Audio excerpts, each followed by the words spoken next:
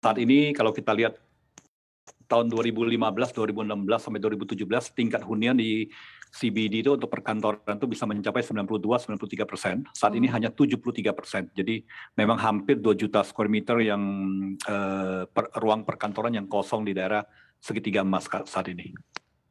Begitu Pak, kalau misalkan untuk okupansinya ini di perkantoran saat ini berapa tadi Pak? Okupansi saat ini sekitar 72-73%. Benar yang dikatakan oleh Ibu tadi.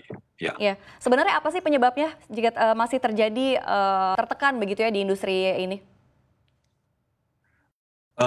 Ada beberapa hal ya. Ada 2 hal utama. Saat ini memang belum semua perusahaan yang menerapkan 100% work from office. Jadi kami ada beberapa klien yang masih merotasi karyawannya. Jadi kerja untuk work from office-nya hanya sekitar 50-75%.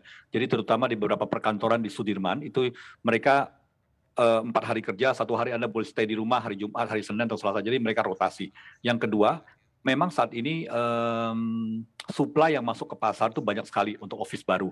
Bahkan sampai akhir tahun ini akan ada sekitar 3 gedung baru, bulk mill buildings, yang masuk ke pasar sekitar 255.000 meter persegi. Jadi bukan main. I mean one of them adalah gedung tertinggi di Jakarta nantinya. Baik, Pak Darsono, saya masih dengan Anda, Pak Darsono. Ini kan tadi salah satunya karena adanya banyak gedung baru. Ini sebenarnya seberapa besar dampaknya dari banyaknya gedung-gedung baru di ibu kota begitu? Sebenarnya gedung baru ini kita demen ya. I mean sebagai arsitek, sebagai pelaku pasar kami suka ada gedung baru di Jakarta. Apalagi arsitek asing yang mendesain atau arsitek lokal tuh dengan macam-macam segala macam ini. Tapi yang jadi problem adalah take up rate-nya.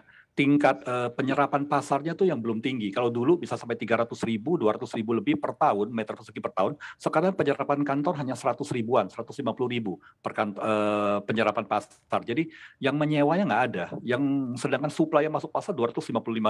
Bahkan untuk gedung kantor yang 255.000 itu saat ini boleh dibilang tingkat huniannya hanya paling sekitar 20%. Hanya yang baru tersewa mungkin hanya oleh grup yang related ke developer aja. Sedangkan penyewa luar belum ada yang masuk pasar untuk mengambil space kantor tersebut. Jadi tantangannya sangat besar mengenai tingkat hunian ini, Ibu. Ya, saya akan ke Pak Bowo. Pak Bowo, Anda sebagai pelaku bisnis di sektor ini begitu ya, bagaimana Anda melihat situasi saat ini yang memang masih cukup menekan sektor properti, Pak Bowo? Terima kasih Bu Safira, mohon izin Pak Darsono ya. Jadi kalau dari kami dan juga ini pandangan yang dilihat dari teman-teman dari RE ya, kami melihat properti bukan hanya sekedar apa yang kita lihat pada saat ini Bu Safira. Jadi benar memang pada saat ini kalau kita ambil snapshot ya, keadaan itu tertekan gitu ya. Tapi kita selalu melihat jauh lagi ke belakang lagi, kita lihat dari siklusnya ya. Jadi memang sebelum COVID, kalau dilihat memang siklusnya perkantoran di Jakarta itu sudah mengalami peningkatan di supply-nya, tapi demand-nya naiknya tidak setinggi supply yang ada. Ini sebelum COVID, even sebelum COVID ya. Nah, satu yang saya ingin tekankan di sini adalah perbedaan antara occupancy dan activity. Ya, kalau kita bilang WFO sudah 100%, gitu, kenapa masih banyak ini? So ada perbedaan antara activity yaitu WFO-nya sama occupancy. Occupancy-nya kalau kita lihat itu mengalami penurunan sampai kalau nggak salah sekitar tahun 2021 itu ya, di mana di situ mengalami kontraksi sampai negatif demand-nya itu pada saat itu. Nah, tapi kita lihat lambat laun net demand yaitu permintaan baru perkantoran itu sudah naik lagi gitu ya.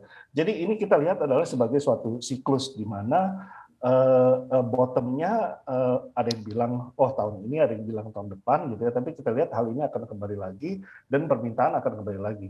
Apakah akan baik langsung? Mungkin juga tidak. Harus melihat dari tadi supply-nya yang sebenarnya dari tahun-tahun sebelumnya yang belum dihabiskan gitu ya.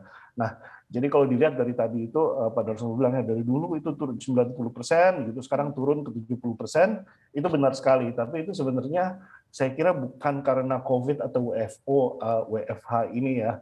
Hal itu sebenarnya sudah terjadi dan mungkin juga akan tetap terjadi dengan adanya COVID atau tidak ya.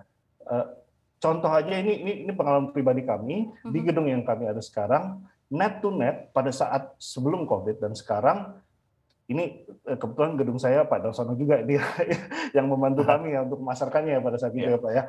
Net to net itu kita mengalami kenaikan dari sisi sewanya. Jadi ini sudah di net dengan yang keluar padahal ya.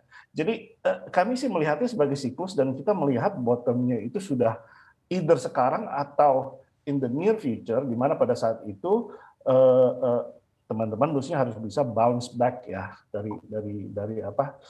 kondisi yang tertekan pada saat ini.